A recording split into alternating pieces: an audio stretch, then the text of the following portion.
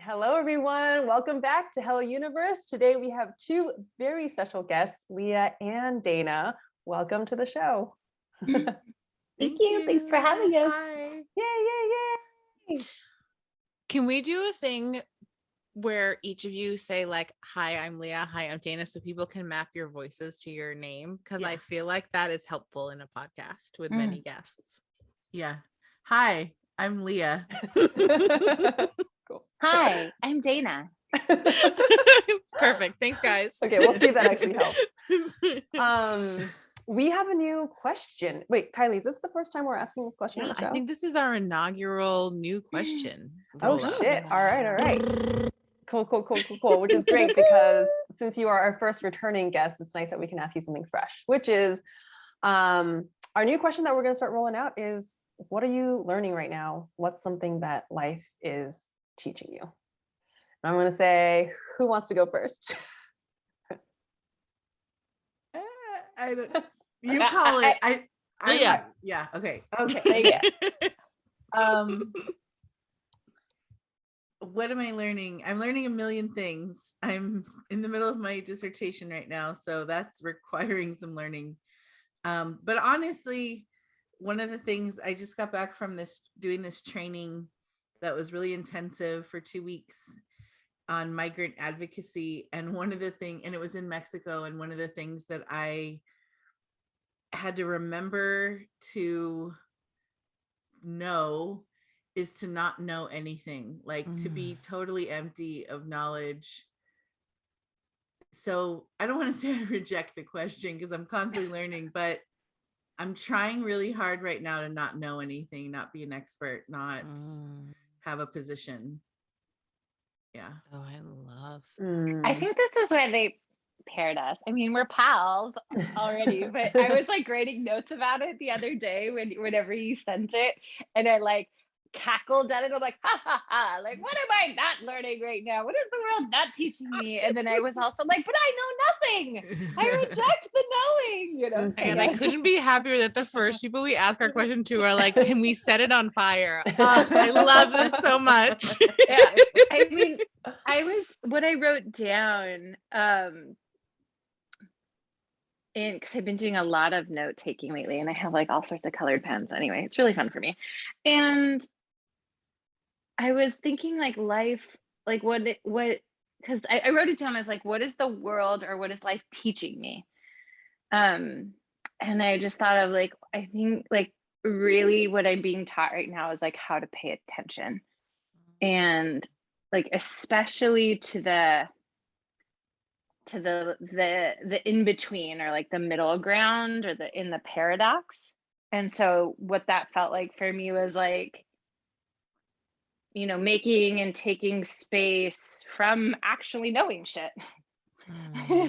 And like even being shit, like even and just instead like being in that like becoming, or like in being in the getting all like sort of turned on and turned up by becoming. And then I was reading something today. Do you all get the it used to be called brain pickings, these emails, brain pickings by Maria Pep, I'm going to say her last name, but now it's the Marginalian. Anyway, whatever. And it was like, you know, I love going down the little rabbit hole through the clicks and the links and all the beautiful essays there. And I found this quote by Simone Weil that was like, attention is the rarest and purest form of generosity. And I was like, cool. Yeah, I think that's it. That's what I'm being taught right now. It's really like generosity, like through presence and through attention and through like not fucking knowing anything really, or releasing my grip on what I've known. Can I ask a follow-up question? Yeah, shoot. I mean, this is your show, ladies. Yeah. That's true. So bitches, I'm asking a follow-up question. What is something that has your generous attention right now?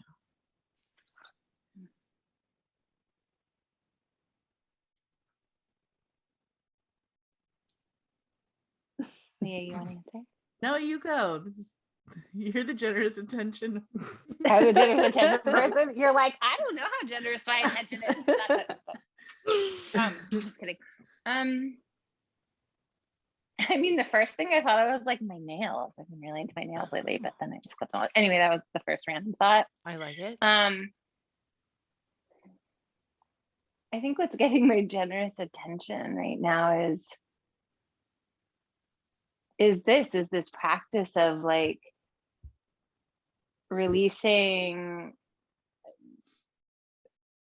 I've been in this like now like kind of life experiment as of late of like not doing things in the way that I used to do them and not pushing things in the way that I used to push. And I thought I like had that dialed in like years ago, and then I did, and now it's taking another form.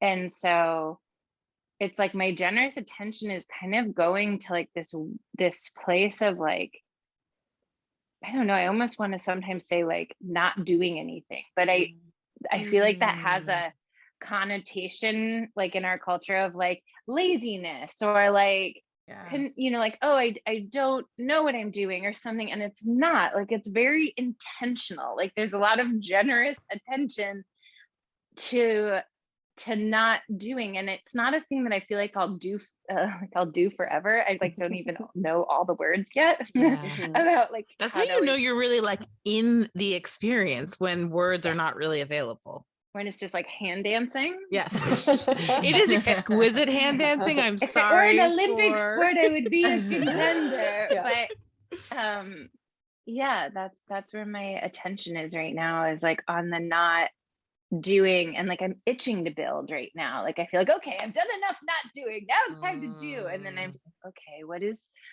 is that for me right now? So I feel like I'm just in this like experiment of being alive, living right now, and I don't have a particular direction that it's going. I don't have like an end goal. I don't have like milestones that I'm achieving and checking off, and I don't even have a fucking list anymore right now. And it all feels just like wild country. And but that's I like don't the exactly juiciest know. though. Those points are actually like fertile ground. We're all like, so Sure. like the seeds have been planted and it's like early spring, so you're like here where it's like the seedlings are still under the soil, and then there's going to be like this, there doesn't have to be doing, but it's more of like, you know, it's in the planting that all the growth comes out. It's just like sometimes it's like like suddenly it's spring and the flowers are just like popping everywhere. So I'm more focused on the like the tending or the poking into the soil, or maybe I'm just like laying on the soil and like looking at the bugs. I'm not sure where I am in the process, but that feels important in its own right. Like not being able to track in there. Yeah. What if it's just not even, what if you're not even on soil? You're just totally in the ether. Right? What if I'm just like just earthworms, right? Or nothing. This is reminding me, my friend last night took me on this like exquisite journey in which she basically brought me to death. And I was just like dead in the dirt, and the earthworms were chomping me in this like journey. It was so fucking great, guys. Turns out it is exquisite to be dead, until my shame gremlins had a story. But I realize that's like all just like a very weird thing. No, that's great. I think you're in the right. On brand for this podcast. Right place. Yeah, I actually just had a moment where I like zoomed out to me 5 years ago and was like, what? But anyways, I just really love I love everything everyone's saying, but I really love this idea that you're saying, Leah, which is like basically Dana is putting forward like, I'm letting go of all these things, and then like the very great friend that you are, you're like, what else can you let go of? What if you're not? What if there aren't even fucking seeds? And I just Dana, this is like, I mean, Leah, this is what you do so well. It's like, I think you will like, you'll ask there's like the basic question, and then you'll come out and ask like the even like greater question that for me oftentimes like comes out of nowhere and shatters my whole idea of existence and reality, which I love. At your service.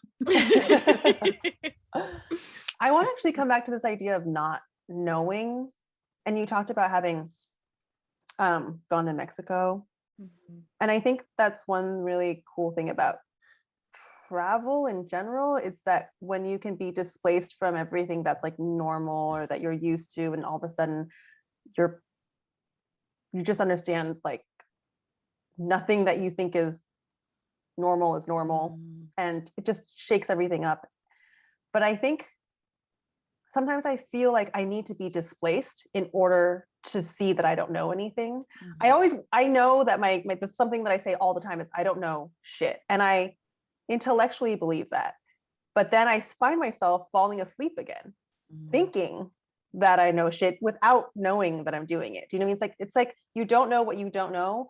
I don't even know that I'm thinking that I'm knowing until something explodes or something happens, or something gets displaced, and then I realize, oh my God, I was asleep in the thinking that I knew. So I guess my question is, how do you? I guess the question is almost like, how do you not fall asleep?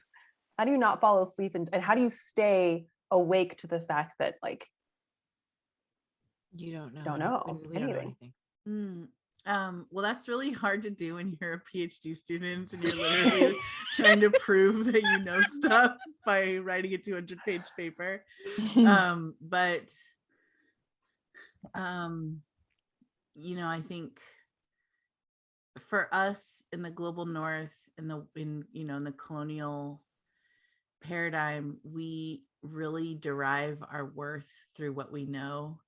We were really taught from a very early age that like, we have phrases like you should have known better, or like, father knows best, or like, like we have value assigned to knowing, and it isn't the knowledge itself that has the value, it's the knowing, it's who knows it, who, we have like if you think about like the game show Jeopardy, it's like the person who knows it but can also answer the first is the one who gets to answer and win or whatever. So like there's a lot of worth assigned to that, and I think if we can know that our worth is not derived from anything we do, that it's inherent, then it is actually like so loving and gentle and like sweet to like let go of knowing and just know that like I don't need to, the pressure that I've had on me my whole life to make decisions for other people or know best for other people, be in charge of things, to have the final say. And then the consequences of when I do those things and they don't pan out for me or for others, the stakes are so high. And so I think, understanding that my worth is inherent and that I can let go of knowing it's so freeing. It's like when you're learning to roller skate and you let go of the side, rail of the rink and you start to skate out to the center where you don't know what's going to happen. It's very cool. I love this. It's when you get to be an much. come an earthworm. Yeah. That's when you get to become an earthworm. Yes. Yeah. Or when the you get to get earthworm chomped knows by the better. earthworms. Well, I feel like for a lot of people, we think not knowing is actually scary. Like our mind grasps, right? And it's like, oh, but if I don't know, I'm fucked. Or I need to fix it at the very least. And there's a problem to solve. And so like, let's solve it. So, but what I'm hearing you saying, what you're reminding me of is actually not knowing. It feels really good. Like, and even as you were talking, I felt this release my body, where I remembered like my teacher would always talk about walking through his day with an I don't know mind. Like, and there's such freedom in that. Like all of a sudden, anytime I can get myself into that place, I can play. It's like I can just have fun. And it's just funny to me how actually knowing is what causes the suffering, and actually not knowing is when we can finally stop suffering. I think that like any chance that we get to move away from hardness and move towards softness, so like knowing and certainty is like calcification, it's like hard, impenetrable, it's immovable, and not knowing is soft and fluid and allows other experiences that we couldn't even imagine to happen to us and with us and through us, and that's like a movement to me towards softness. Yeah. I'm also thinking about how, like, I feel like the further I go into this journey, the more I just keep learning over and over again that whatever I have thought I needed is actually the thing that is in the way. You know, like what? Can you give an example? Yeah, like knowing feels so safe, right? And control seems like it's gonna get me where I want to go. And you know, I don't know, binary in general really, right, is like, oh, okay, this is I can create control, and then I will understand, and then I can like be in charge of where I go, and then I'm going to get what I want. And like all of those things are actually are the very things that are standing in the fucking way. Because what I really want to do is be the dirt getting chomped by earthworms, or the like little kid in the middle of the ice skating rink who doesn't know what's going to happen and is just like on the ride, because that's where we actually feel alive. You know what I mean? So I guess what I'm trying to say is, like, I feel like I think you're gifting to me every single thing that I am precious about is the thing that will benefit me to let go of. Or at least like examine your relationship to gripping, or like how you're holding it and what you're making it mean about yourself, right? Because it's sort of like the idea of knowing, or the idea of controlling, because like really when we spend like more than a few moments at it, it's like, oh, am I really controlling anything? Not really, you know. So it's like the idea of doing these things is like what the programming is. It's not like actual knowing or actual controlling, because none of those things are really real or possible. Yeah, I mean, it's more like, okay, well, this is what I'm supposed to do, and this is what will give me some sort of dominance, or will help me like navigate, or will give me some sort of power, help me feel a sense of belonging, or, you know, like something that's really like important to us as like creatures living together with other creatures. And then I'm now just thinking about like paradox of like, I think I feel most powerful when I'm alive, when I'm like when I'm in that I don't know, space, right? When you're the little kid in the middle of the ice skating rink, that's when we're most vulnerable, but that's also when I feel most powerful, because it's paradox. Does that make sense? I think it takes practice, you know, like that's such a practice. That's like the place that I think you get to, and you never get there, right? So it's like by getting there and having that like idea, like it'll be the forever practice. It'll never be a thing that you like settle into fully, because it's not meant to be settled into. It's like meant to be the like ever stirring sort of cauldron, and that makes it like a forever practice, right? So then it's like then just like a surrender to like, oh, I'm willing to live in a totally different way, where like being comfortable in discomfort, or like being with uncertainty, like I'm willing to surrender to that or embrace that in some way. And like it's like that'll never be, we don't have the same my sense is like we don't have the same programming of like that is going to lead to a life of like of comfort and ease and all the things, all the spoils, right? It's like there's no promises around any of that. So that's why it has to be this daily practice, and why it like requires all this like, you know, dying and earthworming and nothingness or everythingness, or you know, because as soon as it's a destination, as soon as you can like put like a little box around it, it's not actually the thing of freedom and death. It's back to being control. So it has to be ephemeral in order for it to be, and like ever shifting, and the practice that you both are constantly embodying and also never actually accessing, because as soon as it's anything other than that, we've just like made it a destination, like, you know, getting a corner office potentially. I'm not saying that I don't have things that I'm trying to get. I'm not saying that I don't enjoy you know, I was a classroom get some shit. teacher. Yeah, I definitely enjoy being in control and knowing things, but I'm trying really hard to not. Yeah. Like that's like what I'm trying to do. Or I think there's value even just saying like, my brain loves knowing shit. Like it feels good. It's almost like Yeah. the chemicals of when two like things are connecting and you're like, oh, that feels good to know something. Yeah. But I think there's value in saying like, I like that. That's my personality. But also I don't take it all so seriously. Yeah. Because it's fun to play with ideas and to know. And I will even Yeah. play devil's advocate of like,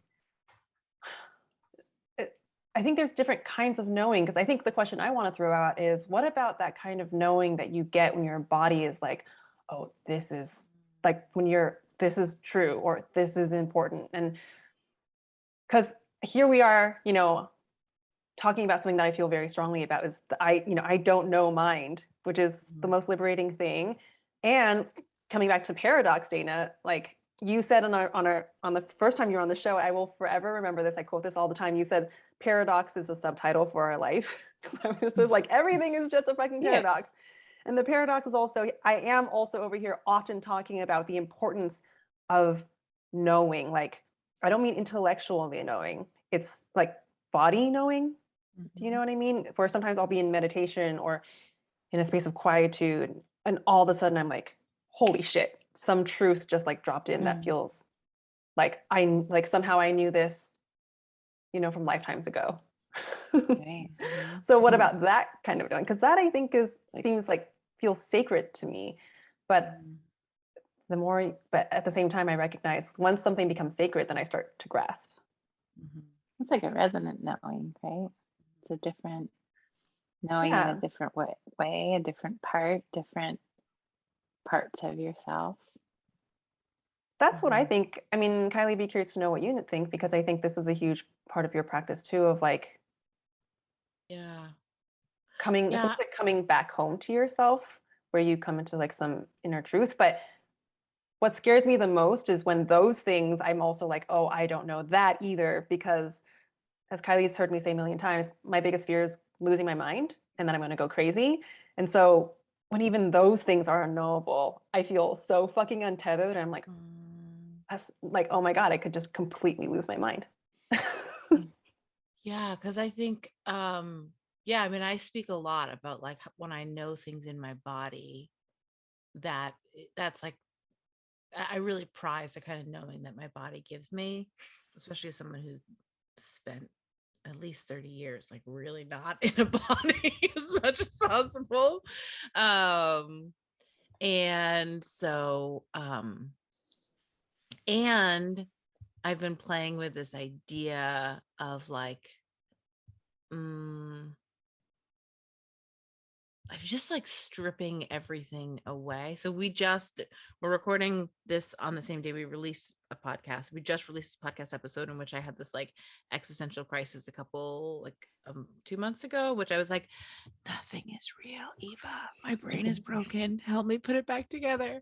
And ever since that moment in particular, I've been like really playing with like, I guess the idea of like, what else can I let go of? So I guess what I'm trying to say, without being too wordy and philosophical, already failed, is how can I like trust what my body tells me is true without clinging to it, with a willingness to like have that evolve and later not be true or not be as true or have like a deeper truth revealed to me. Does that make sense? Yeah. Yeah, I I used to teach intuition development. I used to like think I thought I could teach that, and I used to like work with, you know, young women on understanding that kind of knowing. And at this point, I don't think it's as simple as like can I trust it or not? I think it's like, you know, I can't even trust that I am Leah Garza. I am a construction that was made in colonialism. The things that make me happy don't reflect a universal happiness. They're a social construction of happy. The things that make me scared are not, you know, sure, my body might have instinctual moments of fear. Like if I try to cross the street and a car jumps out, like, sure, that's a moment of an instinctual fear, but the big philosophical scary things for me are constructions that this culture has told me to have fear in, you know. So even my body knowing, I'm going to say this, but it's not even the truth. I don't revere it or pray. I don't like now somehow prioritize that kind of knowing, because I have, you know, I have deep trauma. I have PTSD that will tell me that something I know is actually just a coping strategy to protect me from experiencing some kind of trauma again. That's not my soul level knowing. That's not my, you know. I also have, like, you know, a microbiome that lives in and around my body that is made of microbes that have consciousness, that are dictating my decisions around something. I have like gut flora in my stomach that is sending signals to my brain that I'm hungry, not my brain sending signals to my body that it's hungry. So like I'm a host to so many beings that, like, what even is a body? What is Leah Garza? What is the construction? Where do all these things meet?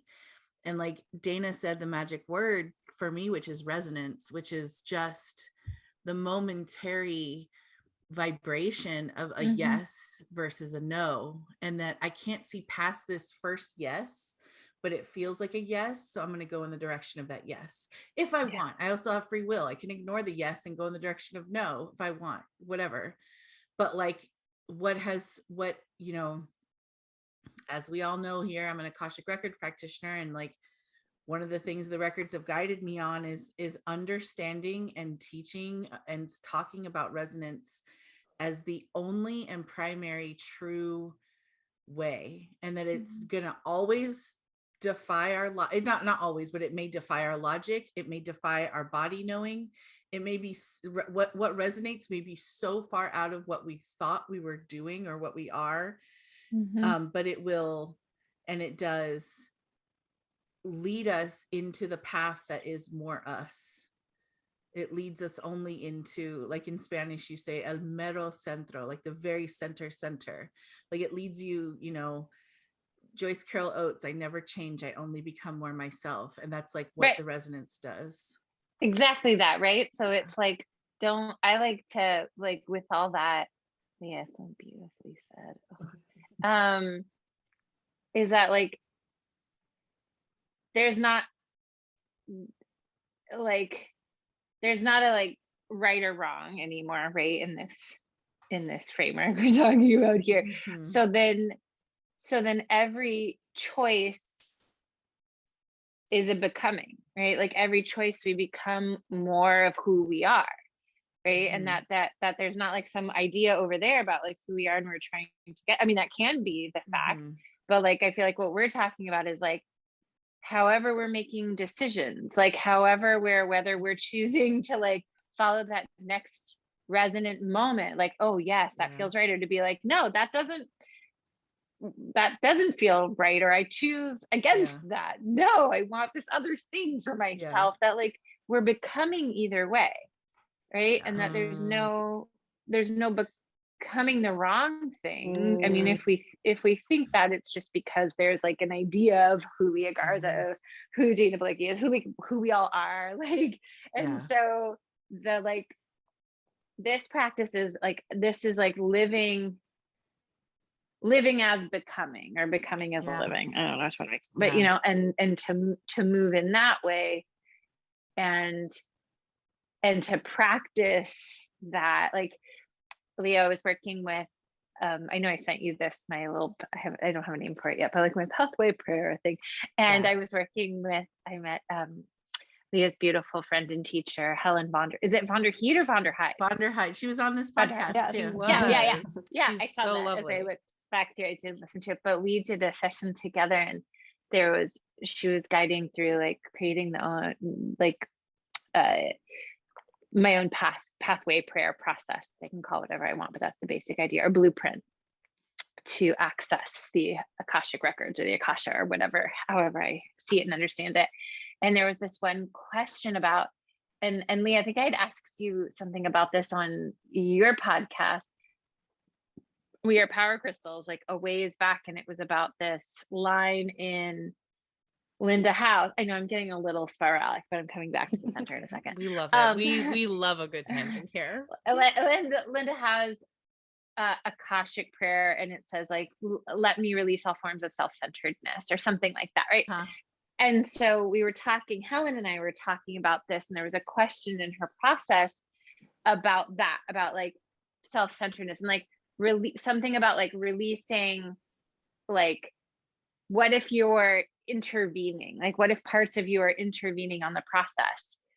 You know, when you're accessing the Akashic records, and maybe you're accessing it with someone or for someone else, right? And like, what's going to keep me from intervening, right? Parts of me. And I was like, I had this real epiphany where I was like, no, I trust my interventions. Like, why would I not want those interventions there? Like, they're part of me, they exist. They're whether they're like my microbiome and all those little, you know, microbes praying to, you know, or however it is, but it's like, there's these, like, to trust those interventions, to like trust whatever becoming, whether it's like, ooh, I'm resonant and I'm following the resonance in this way, or I'm following the resonance in this way. Like, if there's no,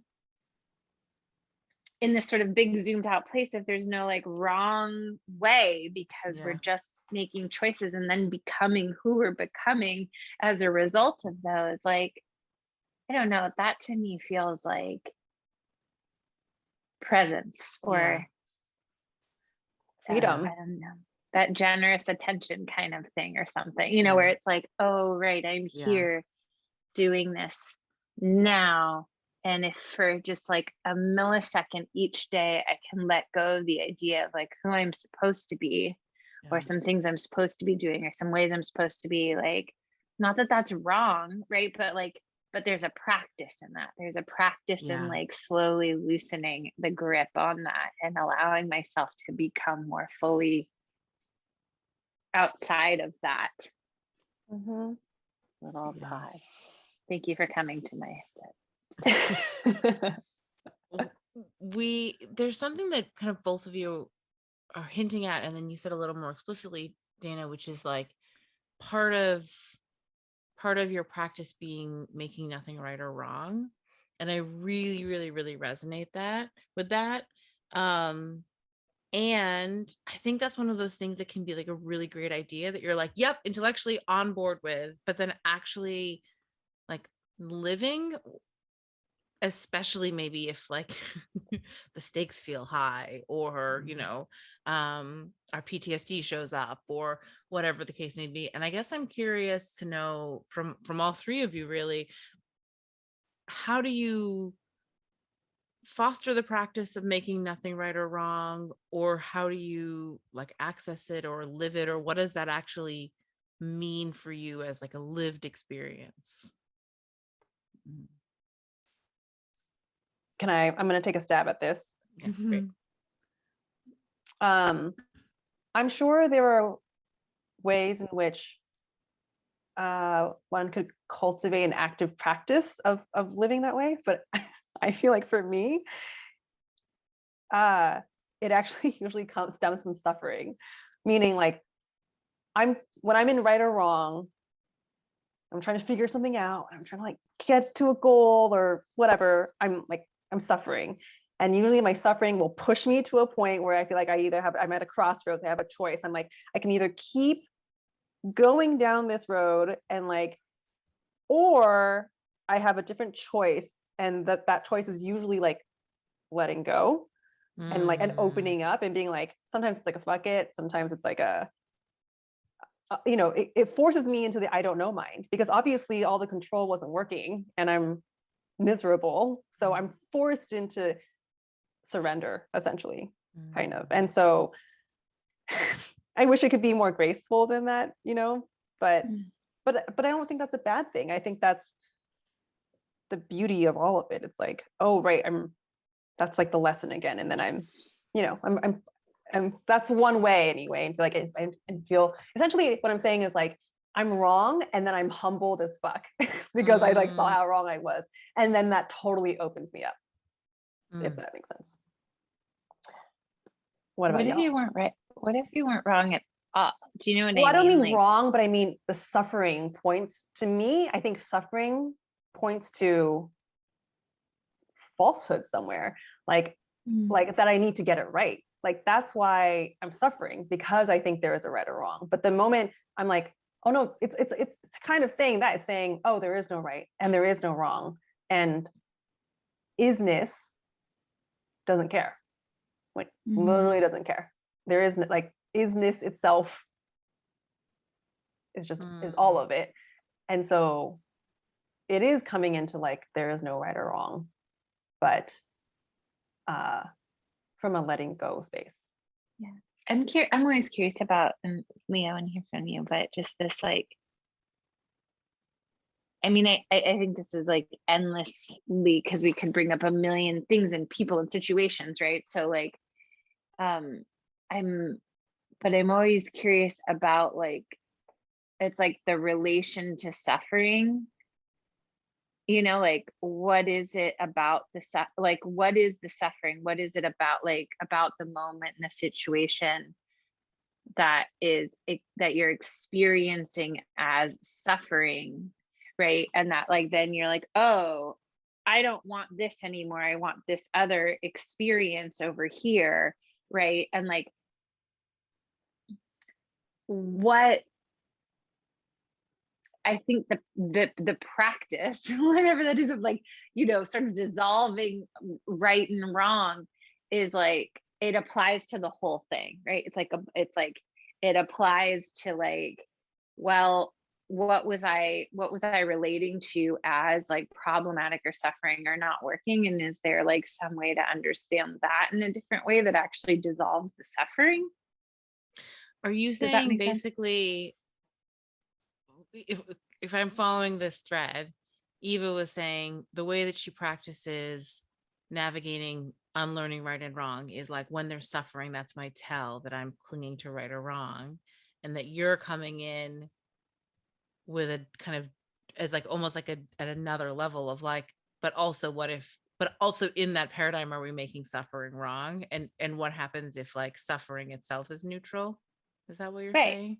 Yeah, right, totally. So like if that's the thing, right, that's like the tell, and like, oh okay, that's letting me know, that's indicating to me that like, oh, I'm gonna like shift my behaviors or my whatever and like move in this other direction.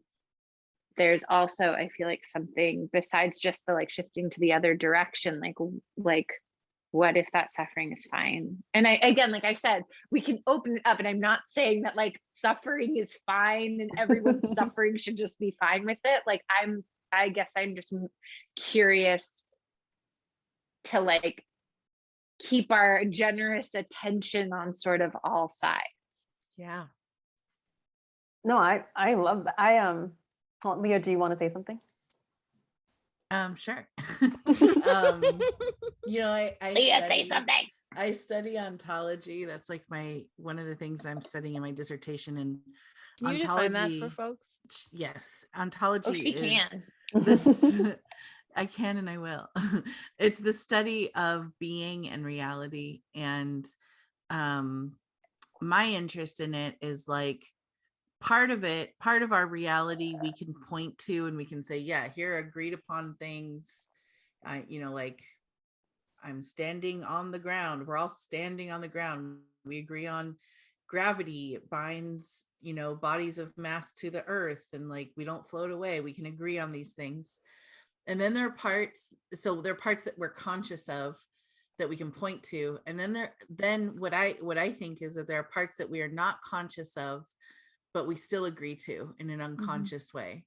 And we can, but what people have found is that there are many ontologies, there are many realities living in this one reality. There are many worlds in this one world. There are many universes. We live in a pluriversal place.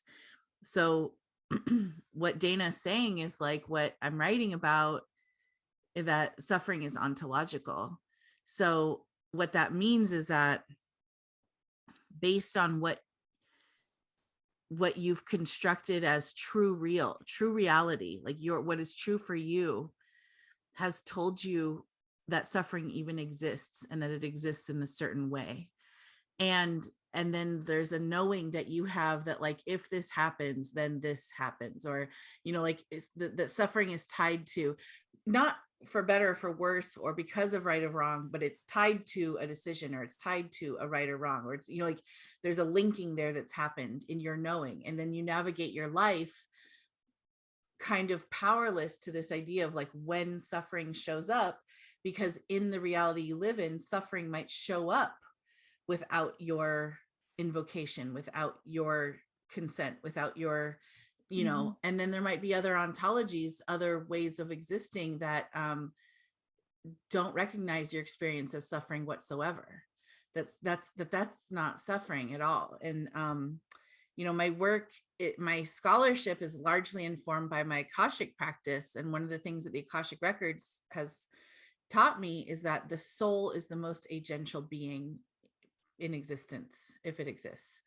That, like, what that means is that we can live lifetime after lifetime after lifetime, and we may never ever, it is not in the realm of possibility that our soul will be extinguished, that we never die. We cannot die. And so that is a kind of knowing that whether it's true or not is irrelevant, but it's something that I have taken in and internalized as a knowing. And then I bring that down into my everyday experience. And then what has been suffering for me can't kill me. So now I'm in my power and I'm in my agency here on earth. And I'm not saying it's fun. I'm not saying I like it. I'm not saying those moments are my preference, but there's an element of suffering that presupposes that we are powerless. And I don't feel that for myself anymore, like at all. And I think that's like ontological. It's a reality now that I live in. And again, it's not a right or wrong reality. It's not good or bad. It has no value actually, but it's something that now I can't unsee it. I can't go back. Yeah. Can't put the toothpaste back in the tube. Cannot. You can't uncremate your dead dad. Ooh, that really rolled off the tongue. I like that. I am just living for how much death is in this podcast episode. Like, it's just really working for me. Keep the party going. I feel like something that maybe both of y'all are saying, or maybe I'm adding this on, is that, and again, this is the paradox. It's that I think, there's this quote that says, like, liberation is being where you are now instead of where you think you should be or where you want to be. And so when I think of suffering, it's almost like, so this is the rock of suffering. And what I'm hearing you, Dana, say is like, okay, so what if it's not about fixing it, but what if it's like, okay, being with suffering, it's like, okay, this is suffering. And or just this is.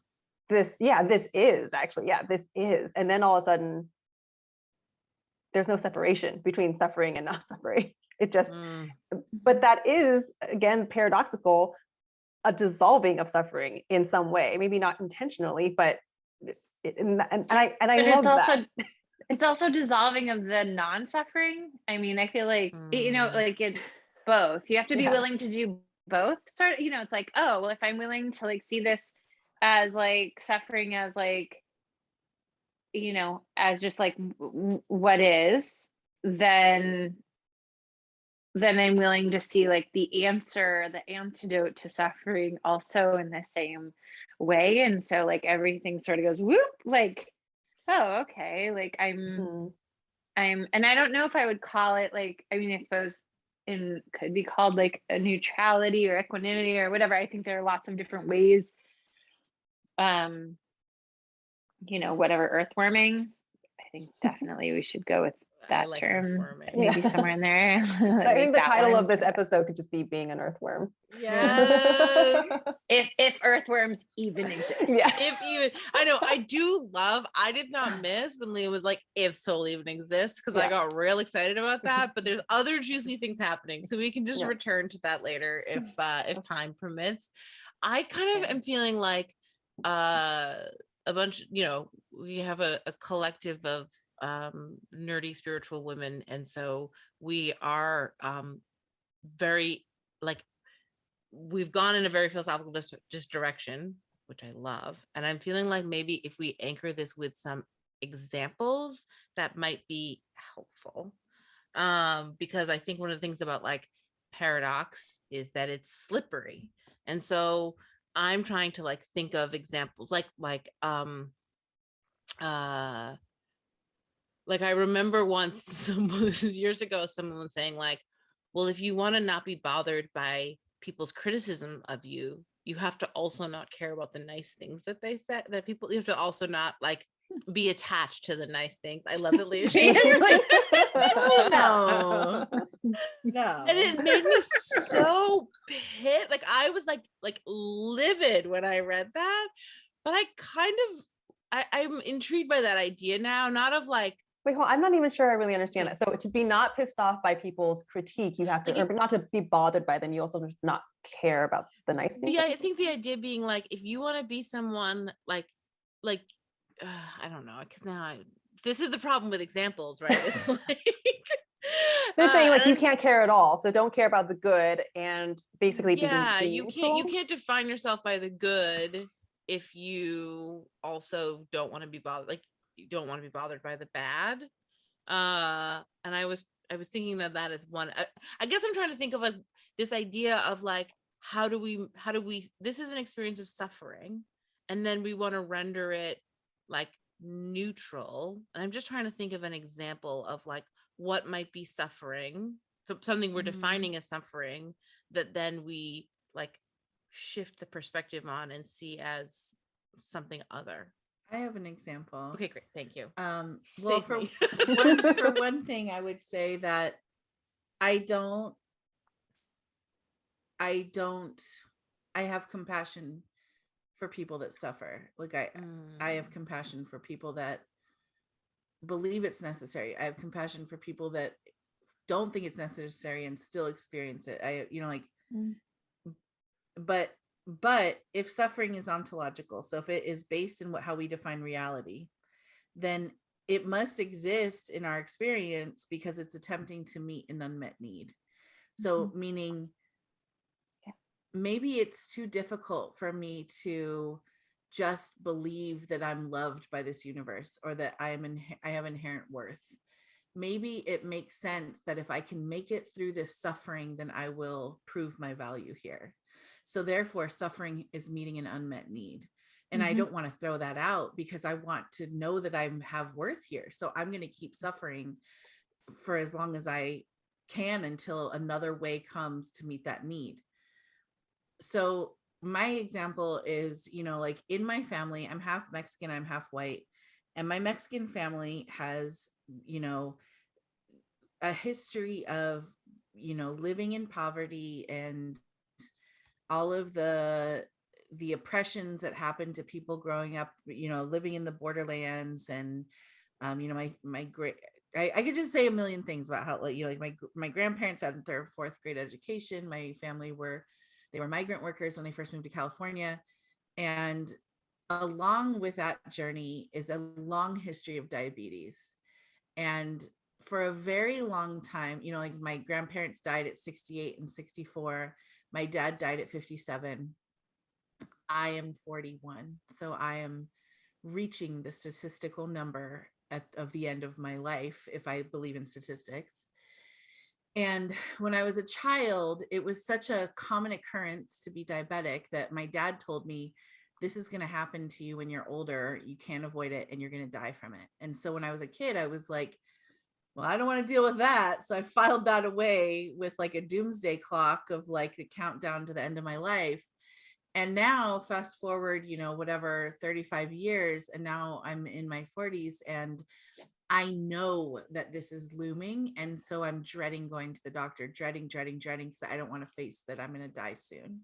What if my dad was right? What if this is my legacy? What if I can't get around this and I'm suffering? I don't want this for myself. I don't feel like them. All of them were shamed by their doctors. The narrative of diabetes is that it's your fault. You fucked up, you ate poorly, you didn't exercise, you made bad decisions, you are lazy. Like the narrative around it is just so incredibly shaming. And so I was like, well, I don't want that to be me. And if I don't know it, then it can't be me.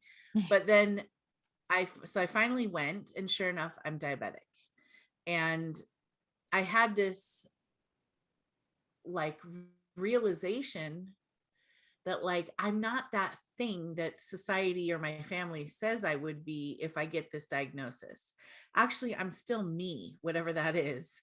I still feel like me. I don't feel like this shameful being. I didn't suddenly turn into, you know, a cartoon character of like an overweight woman on TV who's like, you know, only drinking Cokes. Like not that there's anything wrong with that, but I didn't suddenly flip into the thing that I was told I would be if I was diagnosed with this.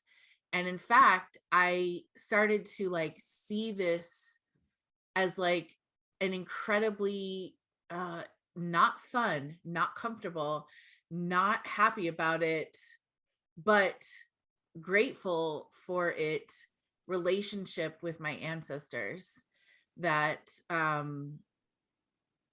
I get to do things that they never, ever got to do, such as talk back to my doctor if I feel I'm being disrespected. I get to do things like publicly speak about this disease. You know, my grandmother, she died of congestive heart failure and she didn't tell anyone. My mother was helping her clean out her house about a year before she died. And she found a little tiny prescription bottle of the nitro pills, I think is what is, you get like 2 in a prescription in case if you have like a cardiac, you know, event. And my mom held it up to my grandmother and was like, you know, what the hell is this? And my grandmother just went, shh. And then she died a year later. And it's like, the shame was so rampant. The suffering was so rampant that they couldn't even conceive of another way of being. And I get to do whatever the hell I want to do. Am I careless with my health? No, I manage it. I explore it. I try to understand it. I try to understand it from a post-humanist perspective. I look at all the stories that I've been told about what could be telling me the truth about my health. And I go with the one that is the most resonant, the one that gives me the most peace. But this only came because I think it only came because I've done enough jumping, like, how do I say it? I've done enough leaps of faith to see that I'm loved by the universe, that there's no possible way that I could have been diagnosed with this disease because I'm bad. That cannot be true. It just cannot be true. And therefore, for me, the suffering isn't like the physical experience of this disease. For me, the suffering is the idea that someone will tell me that I've been bad and that I don't deserve health. I don't deserve care. And I just don't, that is so far out of my paradigm at this point that if a doctor were to shame me, I would have to say something to that. You know, like if somebody were to try to bring that narrative to me, like it is such a, and then nobody does, because I'm not really a vibrational match for those people anymore. They don't even come into my consciousness. Mhm. So yeah, that's my example. I mean, That was so beautiful. Yeah, that was so beautiful. That's my example. I'm gonna be honest, that was so beautiful, Thank you. and I forgot what the question was. I don't even remember what the question was, but all I want to say An example of changing your paradigm on suffering, right? On Or how do you? suffering. Yeah. Yeah. Yeah. Yeah. Mm. Oh. I just love, I love a million things about what you shared, but I love so much this compassion of like my ancestors, like this dread of the legacy of this disease, and also this like this legacy you are creating, which is like deep compassion for rewriting shame narratives. Yeah. And that's yeah. Yeah. I went to the doctor before, like in January, December, I don't remember. But I remember I went and I had met my doctor for the first time in real life, because I'd only been doing telehealth with her because I started with her during the pandemic. And so we had our first in-person appointment, and I was so afraid, because she had been so kind this whole time. I was so afraid that it was going to turn when she sees me in person and was going to fat shame me or like do whatever. And I mean, I was really like, oh, I was doing like my EMDR exercises as I was waiting. I was like really nuts about it.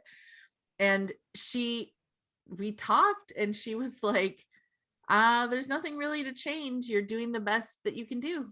And that's great. And I was like, that,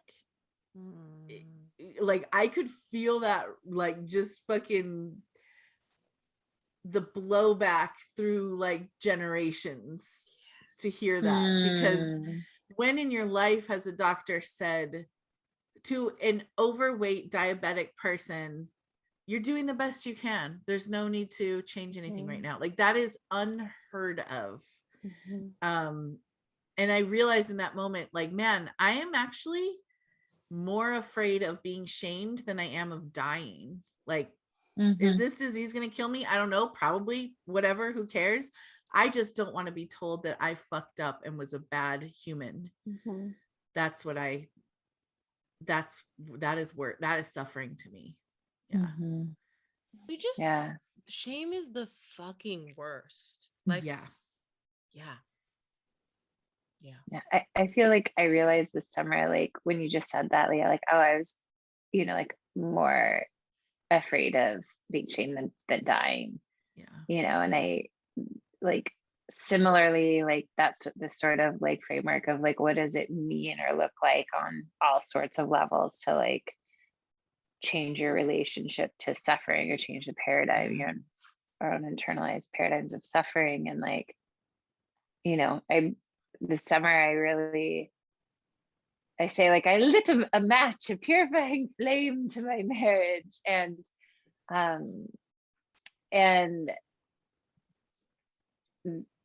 I realized at the core of it, like when my partner and I have been together for almost 16 years now, and we're still married, and things are actually really like wildly beautiful right now as a result of that, which I didn't know was going to happen necessarily. But at the core of the things that I was like peeling back, because I just felt like, I'm so unsupported in certain ways, and my needs aren't being met, and they're not being heard, and the things. And then like when I peeled all the layers back around it, I realized like there was such a piece around it, around like how I saw myself, and like not even in relationship to my marriage, but that like I was like more ready to like end my 16-year relationship with my husband than I was to like entertain the idea that like maybe this like identification as like a coach and a guide like doesn't even matter, isn't like really anything other than a thing I made up 10 years ago and have been like living inside of and like, yeah, creating inside of and whatever. But like I was more afraid of not being that thing, not being this like creation, this identification, like not having that as like a thing I knew about myself than I was to like, you know, I was willing to like just like totally burn up another part of my life. And like, so the suffering, yes, there was stuff going on in my marriage that like definitely needed addressing, and we're doing it, and it's profound. And that's important, but it was like what I had to get to that I couldn't even get through the front door of, you know, like I couldn't walk through the front door of like, Dana needs to like examine, you know, like where she is in her life, right? Where I am in my life right now. And like, what do I, you know, like, what am I making meaning of? Like, how am I making meaning of myself and my own existence? What does that even mean? And that, like, I couldn't get through that front door. I had to like go through like the side door of my relationship. And I feel really grateful that like that relationship allowed me to do that. But that like, you know, I had like put all this, like my relationship got to be the receptacle in a way for all the suffering, right? Because I was so scared. I was so terrified to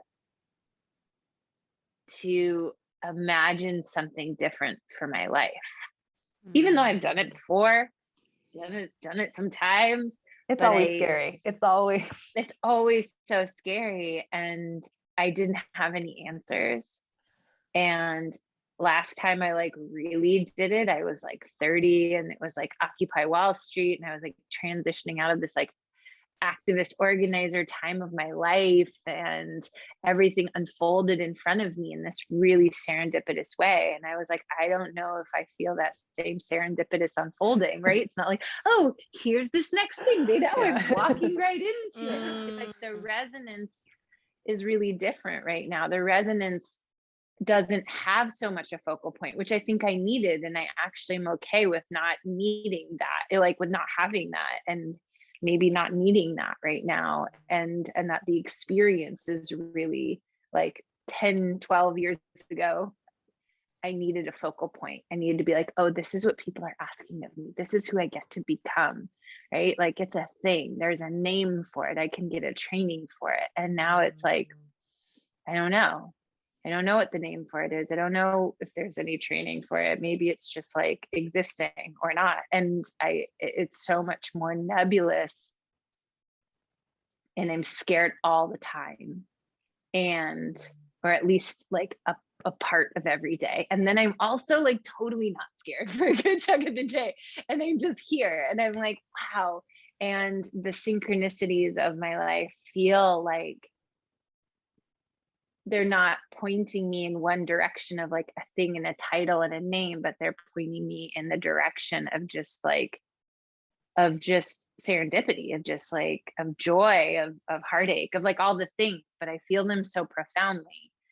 And like, that's my life right now. Like, and then that's what I get to bring into like that generous attention is like, where is it not going right now? And so my relationship to suffering is like, it's there, and there's so many ways, but like letting go that I'm this certain type of person who does this certain kind of thing and guides these certain kinds of people in these certain potent ways, whatever, like that daily practice of like, just kind of like, you know, taking that off a bit, you know, and then like when I'm not even paying attention, right, I like put it back on, and I'm like, oh, it's so cozy here. But that like daily practice is the becoming, and that daily practice is the thing that allows like suffering to just be this thing that I'm like, oh, yeah, that's really uncomfortable. Like, do I have to make anything of it? Do I actually have to design my life around this suffering right now? Or can it just be a thing that's like also here, maybe along with like my microbes or something? It's,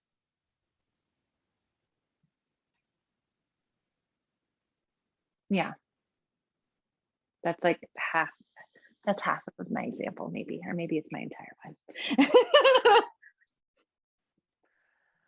I don't know. Both of the things that you are saying have said are making me feel very tender in I don't know, in a good way. I almost feel like I needed to hear both of these things. And I feel like, I don't know, I have a feeling that you guys are dropping little nuggets that are just because I need to hear them for something in my life coming up. That's what it feels like. I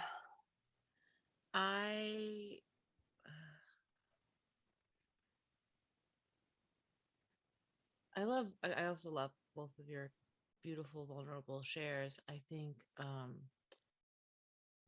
I'm touched by how both of your stories, like, I feel like one thing I heard both of you say is like this moment of being willing to look directly at something that previously, like, part of the suffering had been like, whoop, I can't call the doctor. Oh, can't have the marriage conversations. Like, oh, can't have the like a career identity attachment. Like, can't look at that.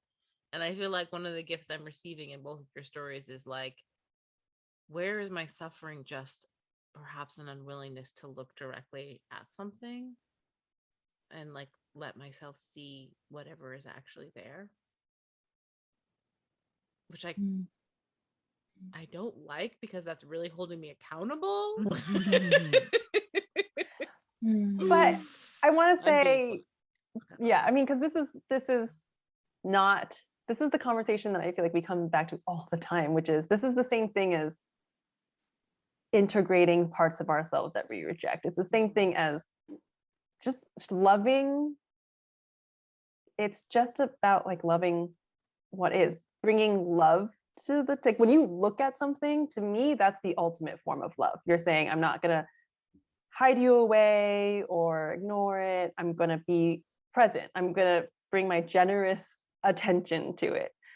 And that is like, again, call back to your quote, Dana. Like, I don't remember, I already forgot what it was. I know, like, it's just, no, it's just like an intention is the rarest and purest form of generosity. That's what it is. It's like you have this fear or the suffering, and turning away from it is the rejection of it, but turning towards it is such a generous act of love. Yeah. I feel like sometimes we can't stomach love though. Yeah. Like love is too much. So It's a that's lot. why I always go toward the unmet needs. Like if I'm not good or bad, then that means that whatever I'm entertaining is trying to meet a need, and needs are neutral.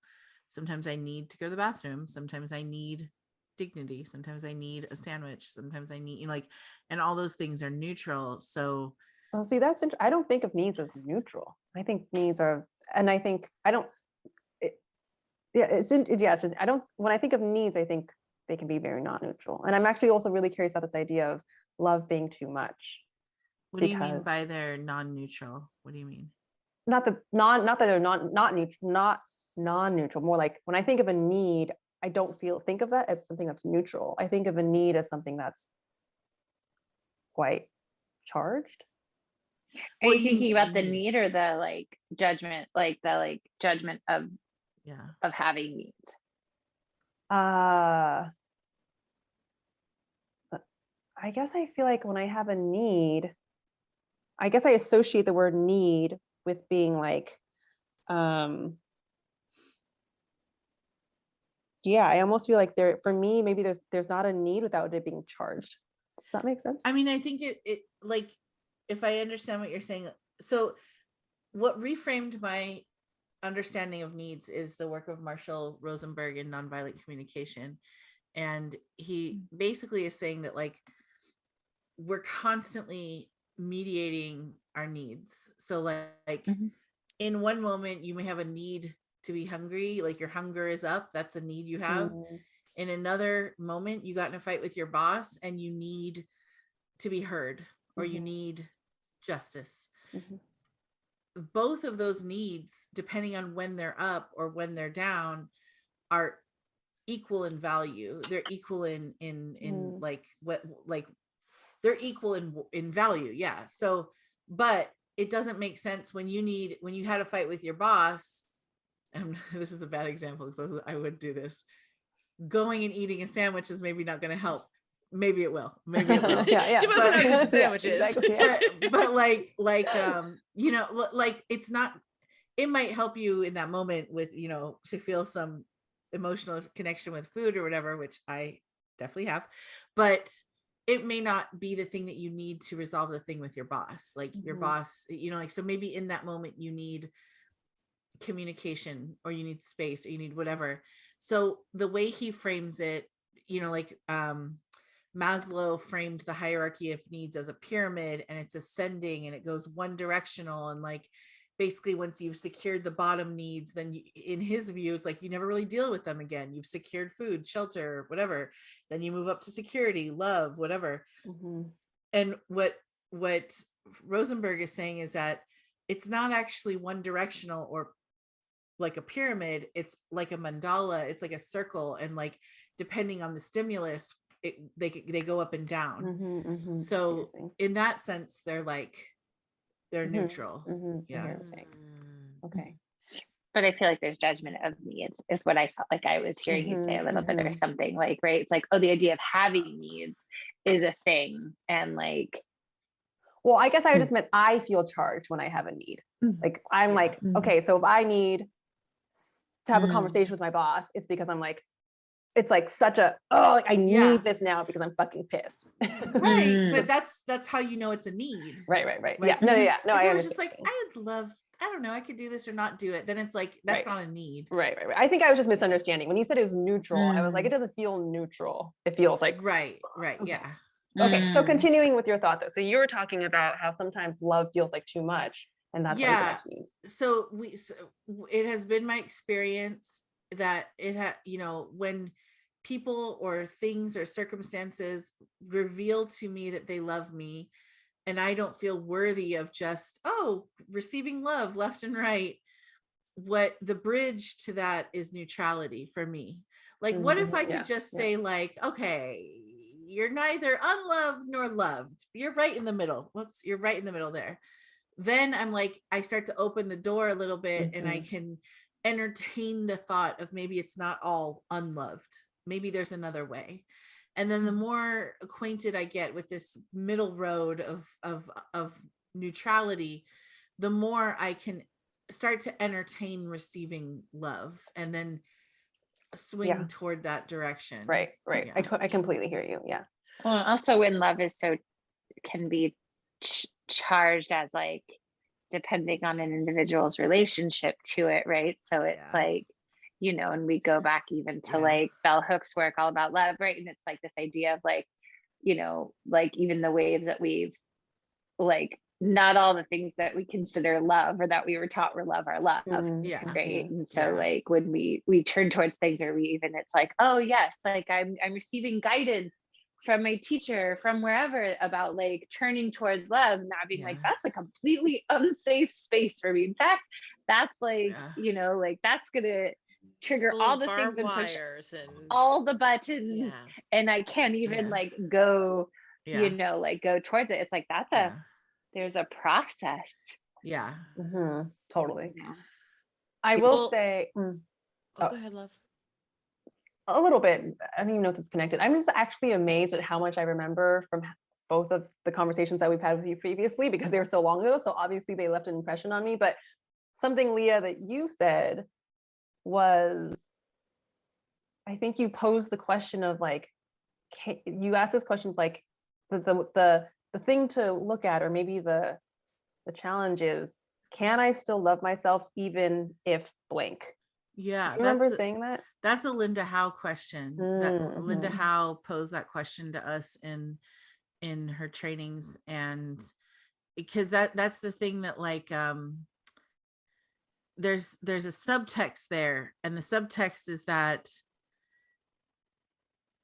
we can't save anyone, and maybe we can't even help anyone, and that people are going to make their own decisions, and people might decide or opt toward suffering, toward bad decisions, toward things that are self-destructive or destructive of others.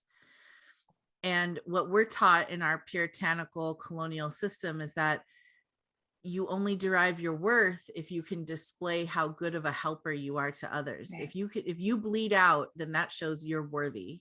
Right. And what that question is basically saying is like, what if you don't, what if like what if we let go of the bleeding out part, and then what if we see, okay, I'm not going to use my resources in that way. I'm not going to like, my dad always used to say, give of your surplus, not of yourself. I'm going to stop giving of myself. I don't have a surplus right now. I'm going to put up this boundary. I'm putting air quotes around boundary because we love that word. But I'm going to put up this boundary, and I'm going to now put my oxygen mask on myself first. How can I be okay with myself though, if the person that I was boundaryless with is still suffering, still doing these behaviors that they said they need help with, but they want to change, but they're not. And really, if we can answer that question, like, how can I be okay with myself? How can I love myself? How can I accept myself? Then that gives us like the direction to go in, knowing that like we can accompany that person, we can walk right next to them, but we cannot carry them. Like the records are always like, it doesn't help is them if they break their arm and you put a cast on your arm. Like it just impedes your ability to do service to anyone, even yourself. But it's a display, it's a performance of care. Yeah. I think about that all the time. Me too. Every day. When you guys were sharing so beautifully, and I was thinking about like, where is the suffering that I am not looking at, or like I've been like side-eyeing it. I'm laughing now because it's like so resonant with everything you're saying, which is this really complicated place of being a mom. So I have a son who just turned 5, and then I have a daughter who will be 3 in March. And this space of like being a mom, like I like my primary reason for building my own business and working for myself was to like have more time with my kids, while knowing I was never someone who would be like fulfilled with my kids all the time. Like I'm good. I like missing them, and it is a really complicated, fraught space to figure out like love being too much, right? When your kids just like come like barreling into you to be like, you're the greatest in the whole fucking world, I love you, and you're like, I'm actually a monster. Like how, like, right, just like as like a like, how am I, like, I've been ignoring you for 40 minutes, like talking to someone on my phone, and now you're just telling me how much. Like tonight I asked my son, I was putting him to bed, I said, like, what was something that was really fun today? And he was like, you, Mom, just hanging out with you. And like my story of the day was how like I opted out of being present with my kids because it was like, I'm doing this big event like for work stuff. Like I just was like really busy, and so I spent very little time with my kids. And clearly it was enough for my son for his story for the night, right? And like so he was like, oh, my favorite part was the day. And I had this dual experience of like, holy shit, I'm the luckiest person in the world. And like, well, I don't know who the fuck he's talking about, but I am not that person. Right? And to receive that kind of unconditional love can be tough. Oh, it is real. I mean, that it is real. This is going to sound weird, but it is sometimes icky to receive that kind of unconditional love, because I know, which is interesting because it shows us how much, like what Leah was saying, sometimes love is too much. Like it's like, yeah, because we can't even receive it because we feel so bad that we're like, especially because it's especially when in motherhood it can be, and this happens in other places too. This is just the space it's like loudest for me because it's also wrapped in this story of like like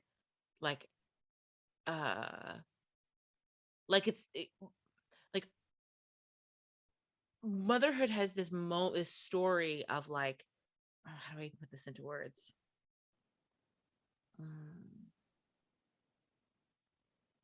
The complication of your children's unconditional love is like knowing that you are a human who is like giving them conditional love, even as like, and it feels like terrible to say, but like I am a human, like I love, like on a core level, like I love my kids more than anything, and also they are experiencing me as a flawed human who is like showing them limits, like showing them the limits of our and so knowing like you are loving me unconditionally, and I almost like I can't return the favor, even as like I would obviously fucking do anything for you, right? It's I don't know if these words aren't, they feel complicated in part because they feel like a betrayal to say out loud, right? To like even talk about these things. Like my whole body is actually getting hot as I'm saying these things. But and then also for me, the layer of like, when you have when I had an office job, it was like, well, I hate how much time I have to be away from my kids, but also like these are the hours that I have to work, and like it is decided. But now I get to pick. And so like I just asked our sitter to come 2 days a week instead of 1. And I'm like, well, there's another betrayal, right? Like I'm now choosing another 5 hours in which I'm not with my kids. We're fucking fine. They're obsessed with our sitter. You know what I mean? Like it's all just story. But anyway, you both shared this like really beautiful example of like suffering that you had moved through, or at least are like in process of moving through, and I am like very much in this is the suffering soup that I am currently swimming in, which is also the soup of like my greatest joy and all of those things too. But I don't know, felt called to speak all this out loud. I guess I don't have a tidy bow at the end of this. There doesn't need to be a tidy bow. I mean, partly what this conversation has made me realize is like, God, I'm holding on so tight all the time.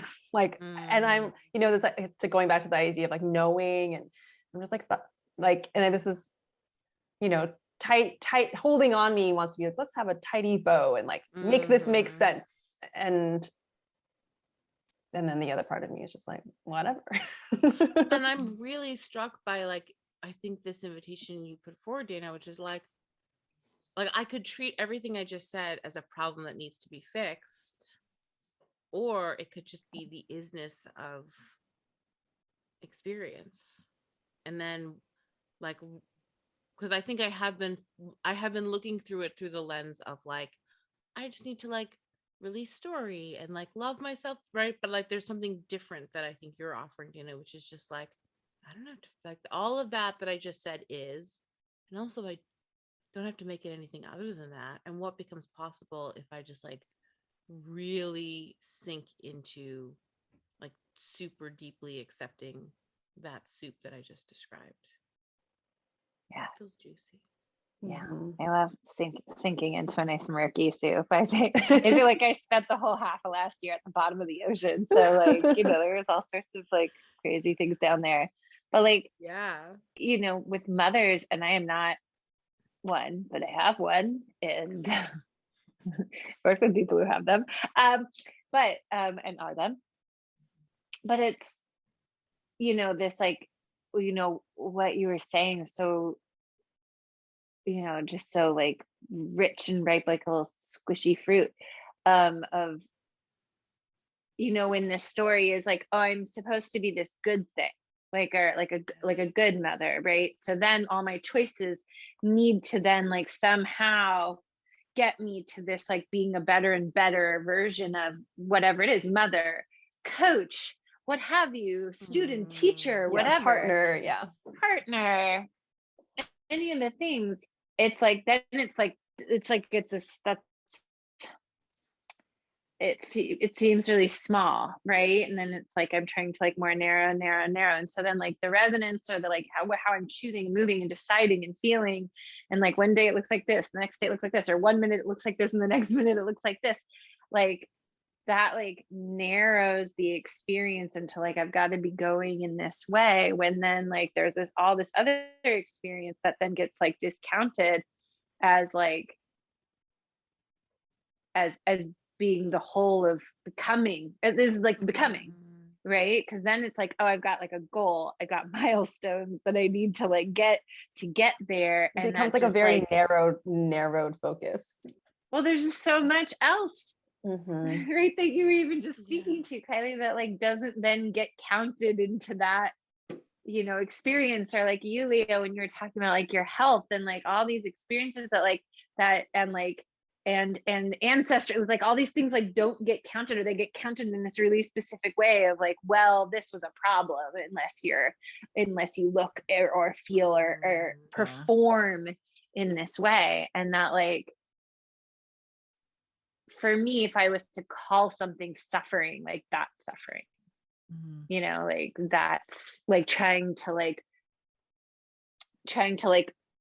focus the wide, expansive, ever, you know, ever evolving experience into like something so specific as being a good something, or having a like, you know, some sort of like acceptable way of being, like that's just so minimizing. I mean, it's really just like it's demeaning in a way, like we're really negating, it's negating, I guess, in a way, like it negates, not in like the cool way that like living in a subtractive way, but like negating like all of your rich experience, which is like what makes you who you are, and what makes you the person that is the mother to these children, whether you're good or not good, or neutral or excellent or horrid, or I don't, you know, like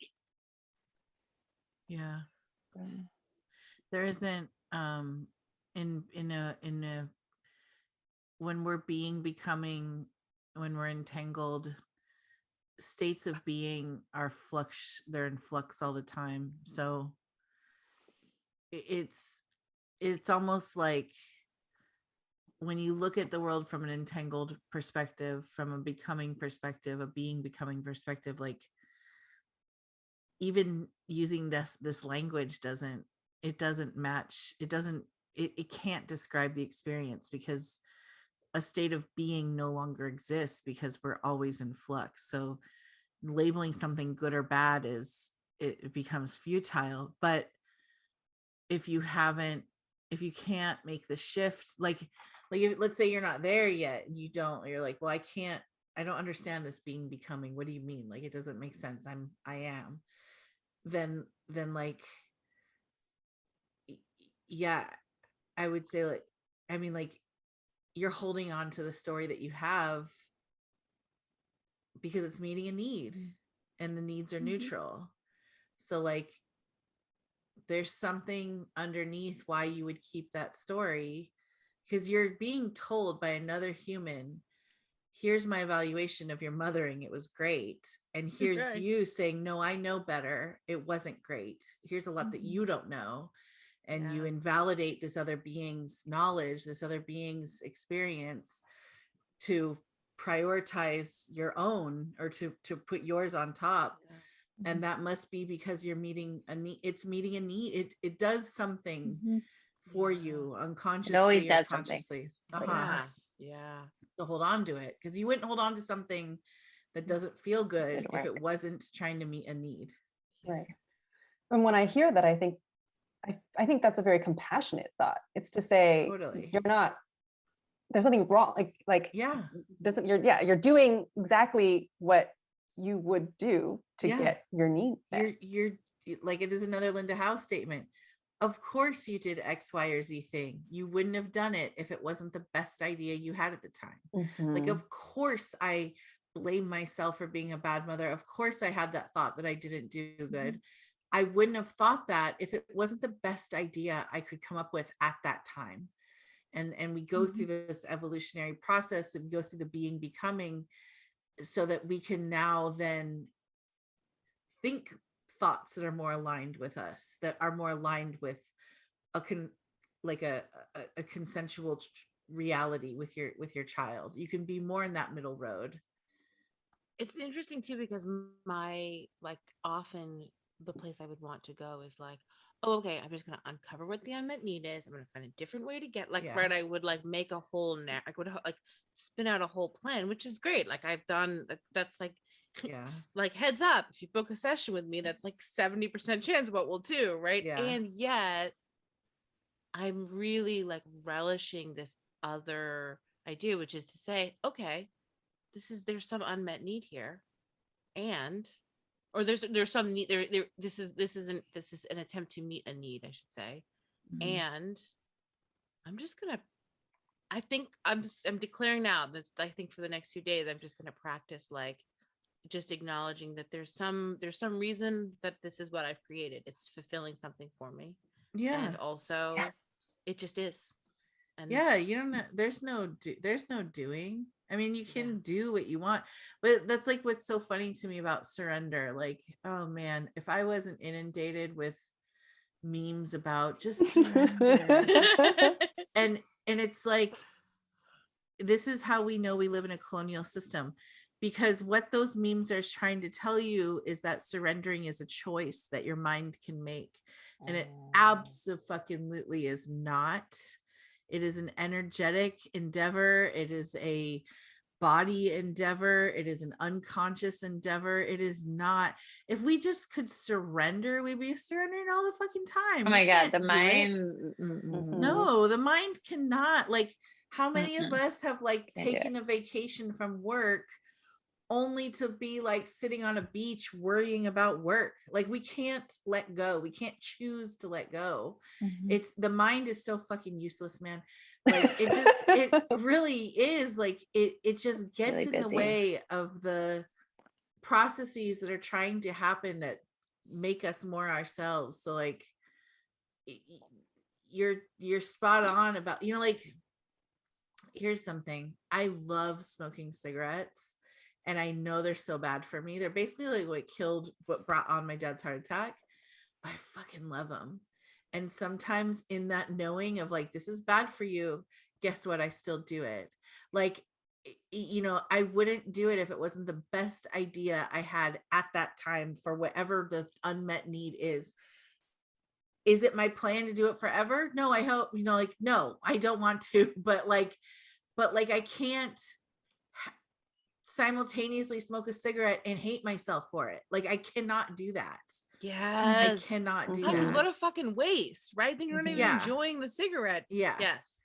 Right. Yeah. Which is a very right. Well, you can do that, but I think there's a wisdom, because I mean, I think people do that all the time. But I think what I'm saying I can't. Yeah, you can't. Like, no longer. You're saying, to me, that's wisdom to me. To me, that's like a wisdom. That's like a saying, you can't do that to yourself anymore, because what's the fucking point?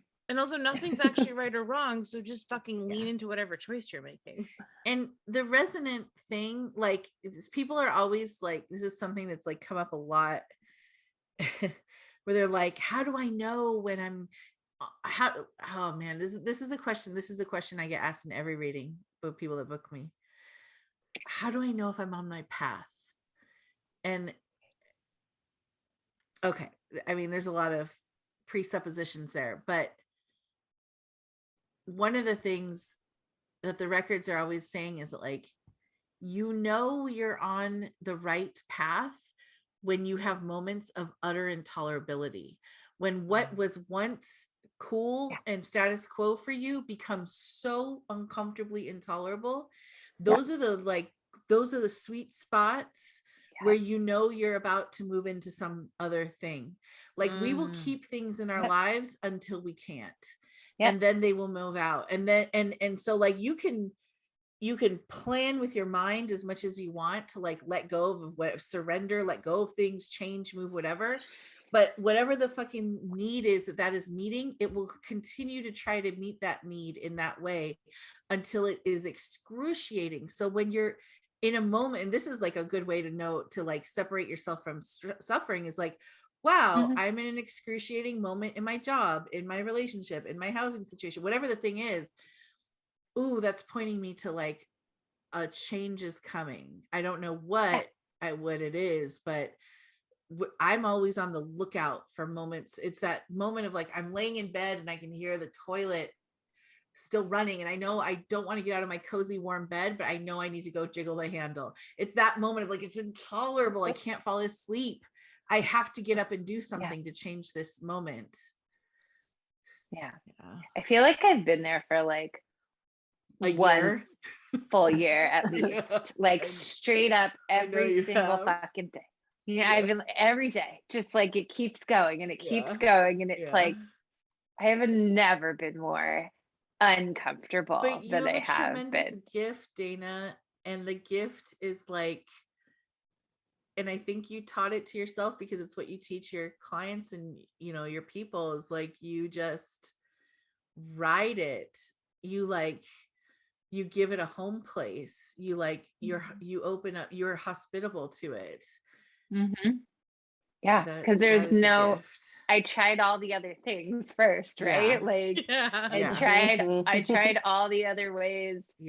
Probably first for a long time until there was no other way, right? We were just talking about that, like when you just, there's no other way. And even like the intervention of the mind, like cannot power you through, and your body and everything around you, like every, you know, it was like everywhere I turned, everywhere I think, everything I felt was just like, nope, nope, nope, nope, nope, nope, nope, nope, nope, nope, nope. And it was like, okay, all right, well, we're going to do this.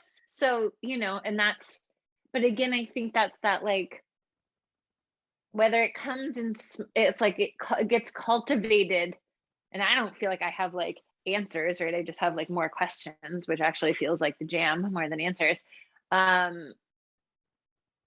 Is like still that like cultivating that, like turning towards the thing, and like turning away from it wasn't getting me or anyone else anywhere, you know, or it was getting me somewhere. And then we I got always here. try that, don't we? I'm gonna like la la la. I don't see.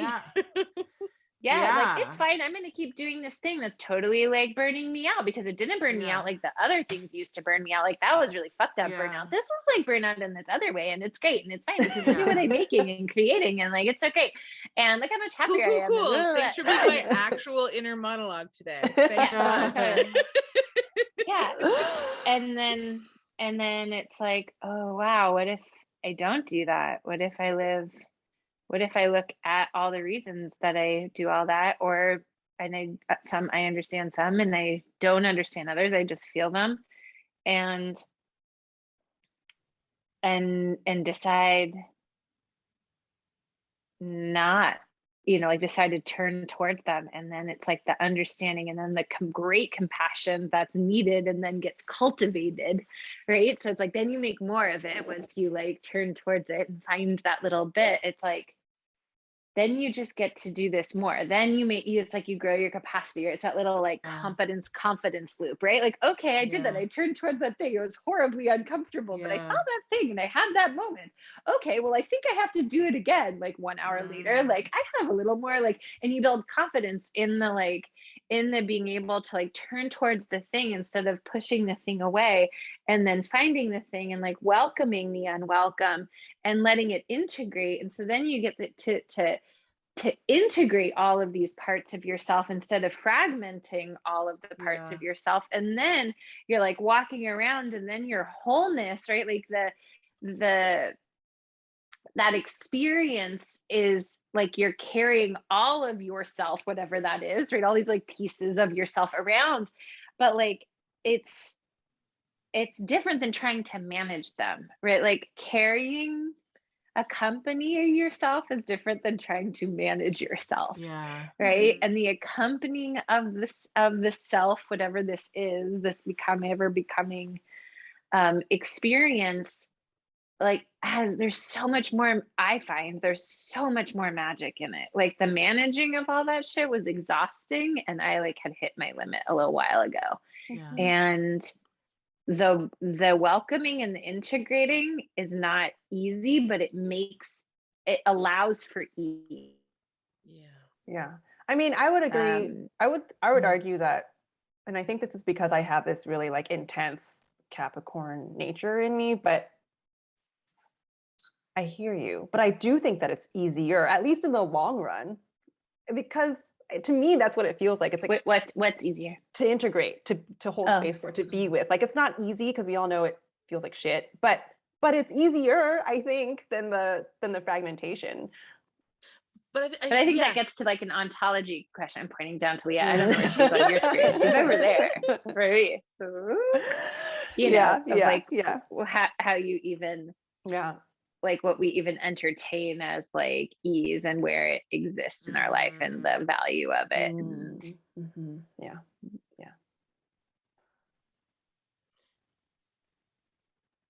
Kylie, you seem like you want to say something. I also want to be mindful of time. No surprise here that when we first started recording, I was like, we have 2 hours. That should be plenty of time. And now we could go forever. Here we are. And I feel like, I truly feel like we could go forever. So that's actually really funny because I was sitting there being like, oh, I could say more, but also we should ask about joy, because I also have a suspicion that joy will be its own like wide ranging conversation. So let's talk about joy. Let's do our rounded joy. Leah, what's something that's bringing you joy right now? I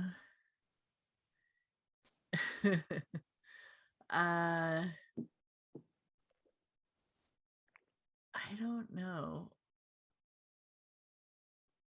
I aside from your cigarettes, which I love cigarettes too, by the way. I love them. I don't do it all the time. I will always. I don't. Man, if I'm having a drink, wow, throw it. If I had my way, I would be a cigarette smoker forever. I try not to. And it well, I just got back from Oaxaca and I brought with me a lot of chocolate, which they're known for. And the chocolate is like I watch them make it and then crack open cacao pods and just I'm not trying to mystify Mexico whatsoever or to romanticize it, but there is something like else happening when you eat the chocolate from that place. I don't know what, but it is a very cool experience. But that's just like a little joy. That's not like a big joy. I don't know. I don't really like, I'm not going to say I don't value joy, but I don't like seek it normally. I'm not like, it's not at the top of my list anymore because I think I've been an escape artist trying to leave reality on a quest to find joy in the past, and I like just don't do that. You know, like one of the here's a something.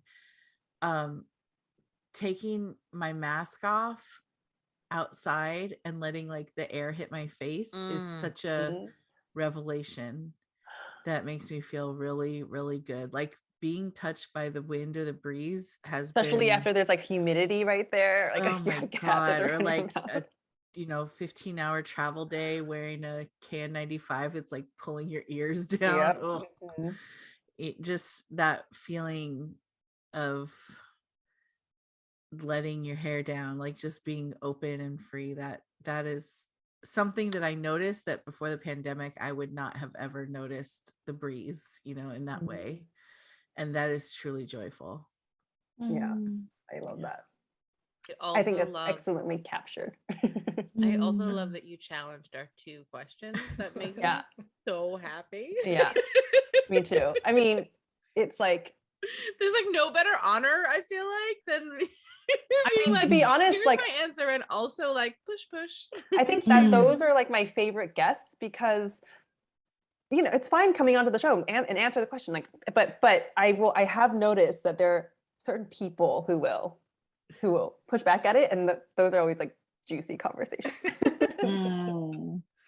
Thanks. How about you, Dana? I just want to also say that I think you know, Leah, when you were like, that's just a small joy. I was like, joy is a fractal. And I was like, what's the word? Fractacular? What's that word? Fractalicious? Like, I don't even know. But I was like, small joys are joy. Yeah. I'm gonna like swing another weird way. Like, I'm at a place right now where like I'm not even sure what joy is, because I feel like if I think of like joy, like I could look at anything and be like, brings me joy, right? Like right now. But like I know that sometimes also like when I'm in my house and I'm like, oh my God, like that fucking crack in the wall does not bring me joy, right? So like I recognize that not all the things bring me joy, but like when I'm turned on, like in this moment, there's like nothing that doesn't bring me joy. Like every single thing, there's like these little post-its and then these lovely neon colors. And then there's like my like Meyer lemon over there. I'm like, yes, I love that lemon. And these weird little lights. Yes, I love this. It's like everything. So like for me, joy is like definitely a state. And it gets like joy is like a cultivation, you know, and it can get triggered by little things, but like so I don't know, like in this moment, like everything's bringing me joy, like this. It's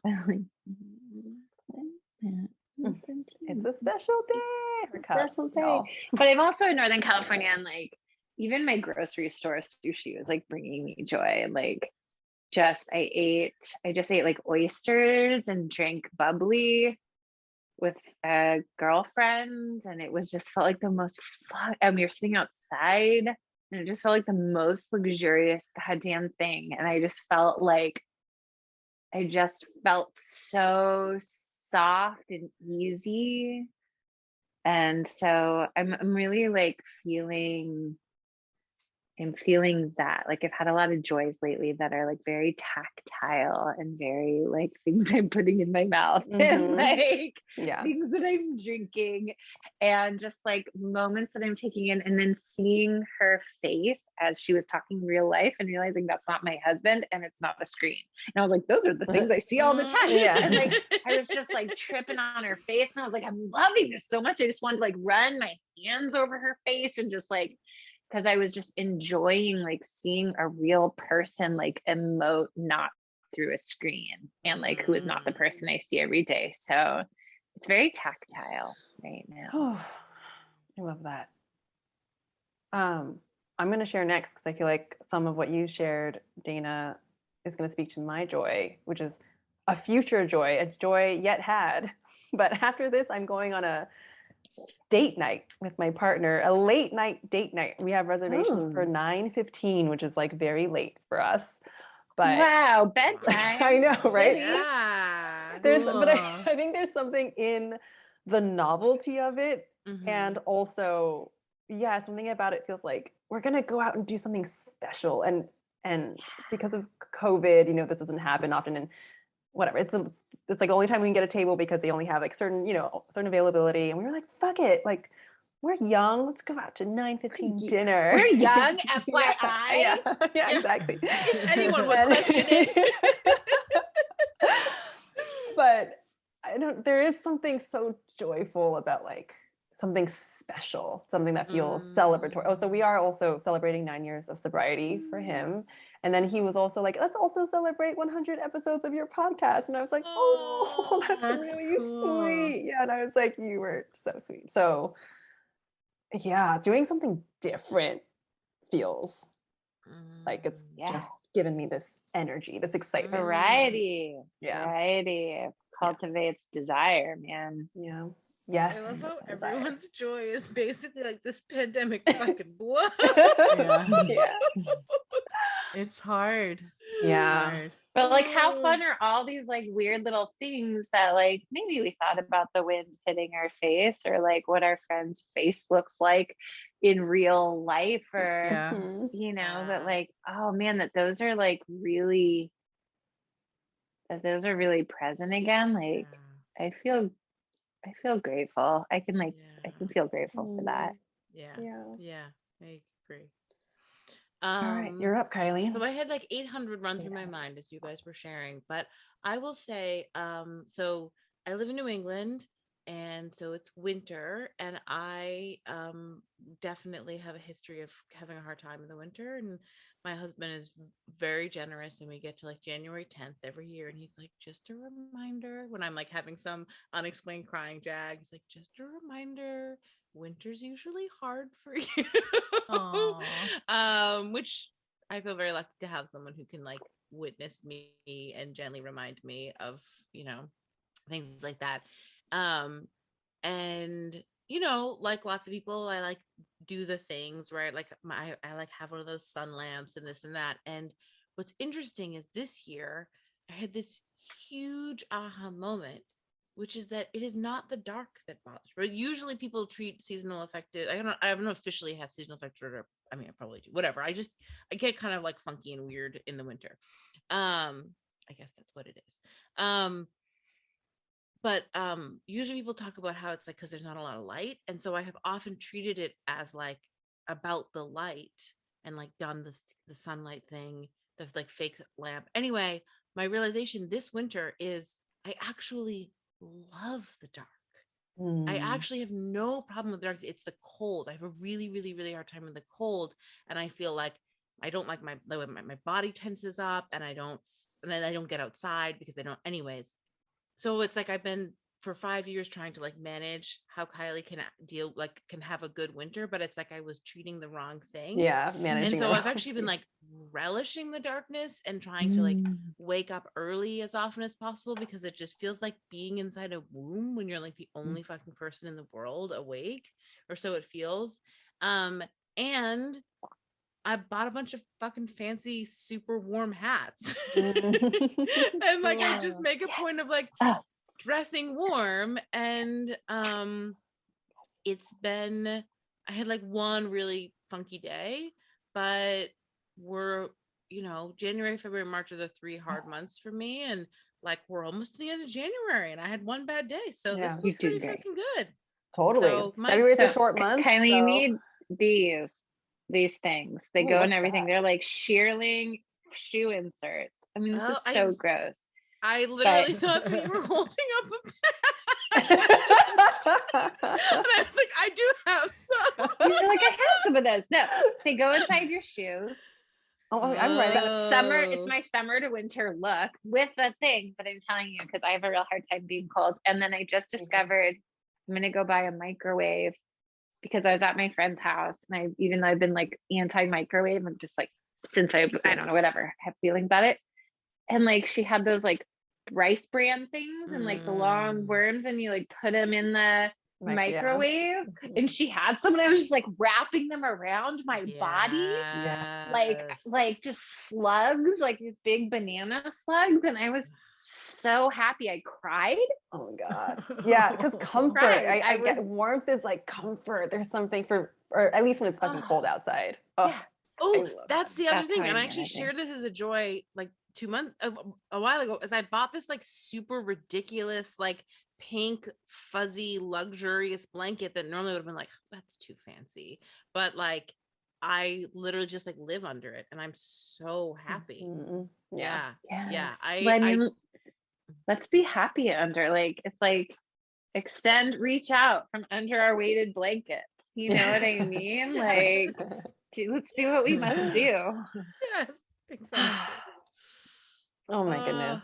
I have to say, this conversation really opened me up it really opened me up. Like, I want to say more, but I know we're at time. Just this idea of like, it did something to me, something shifted. So I just want to thank all of you for that. I had this one of my most spiritual experiences when I was actually completely sober. And I had this realization where I said out loud, where I was like, I don't have to get it. I don't have to get it right. And it doesn't fucking matter. And I just started crying and laughing at the same time, because I was just like, that's it. I don't fucking get it. It doesn't matter. And this conversation has brought me into that like body space, which is so beautiful and a gift and rare. So I just want to say thank you. Thank you for having us.